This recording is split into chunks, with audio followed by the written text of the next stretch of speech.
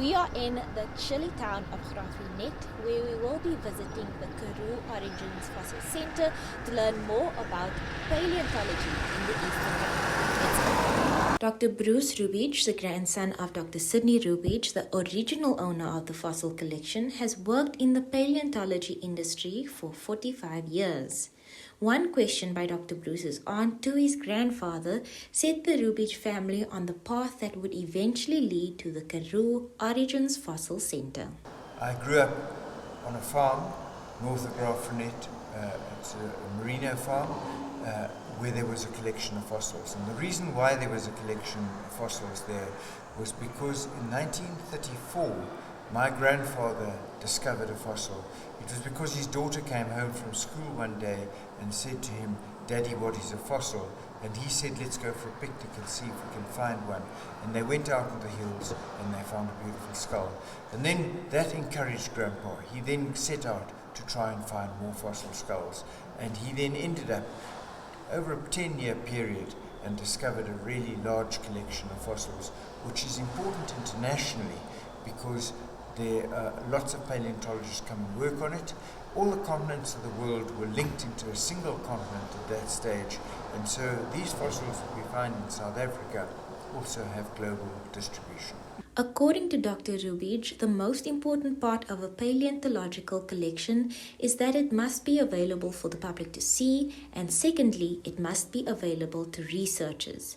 Thus, the Rubich collection holds significance both within the Karoo and globally. It's a very important collection internationally because when Grandpa was collecting fossils in the 1930s, there wasn't much paleontological research happening in South Africa, and Grandpa was really a pioneer. And many of the animals that he found were new species.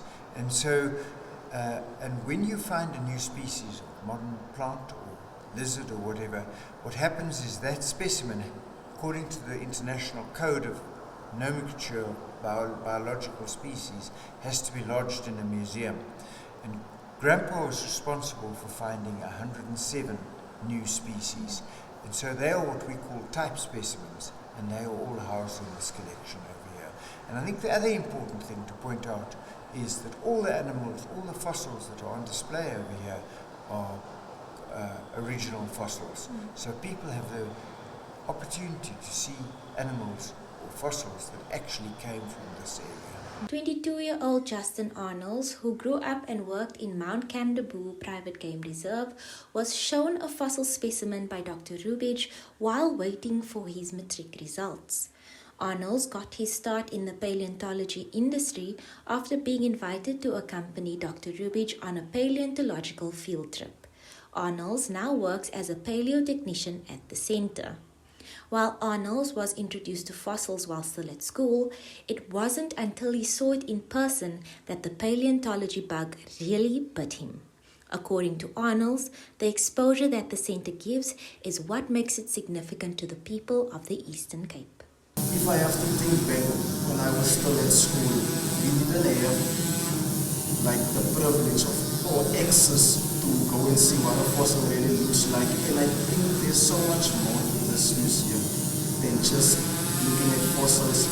If I were to go back to school, it would help me so much to understand the school curriculum, what a fossil is, what a fossil looks like, and to be able to see these things.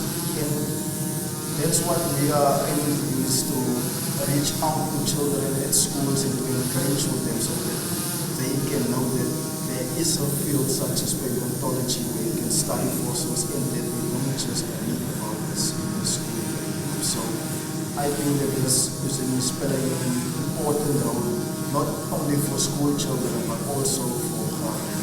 In addition to giving scholars access to real-life fossils in the hopes that it would spark a passion that turns into a science career, the center also gives adults a chance to make forays into paleontology through its volunteer program.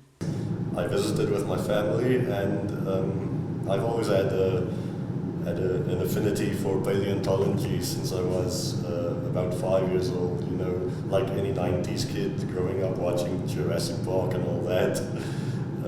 That's where it really got started.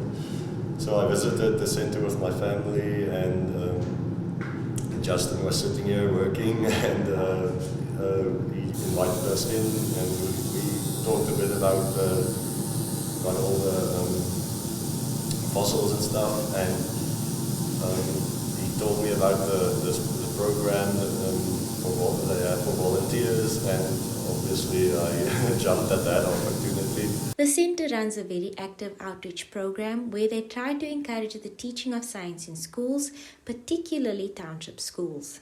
The aim of this program is to get learners to gain appreciation for the prehistoric past and use this as a gateway into science. Dr. Rubich believes that the past has relevance to what is happening at the moment on Earth. He hopes to give younger people the opportunity to experience it. Reporting for MPK TV News, I'm Taryn Wellman in Graaff-Reinet.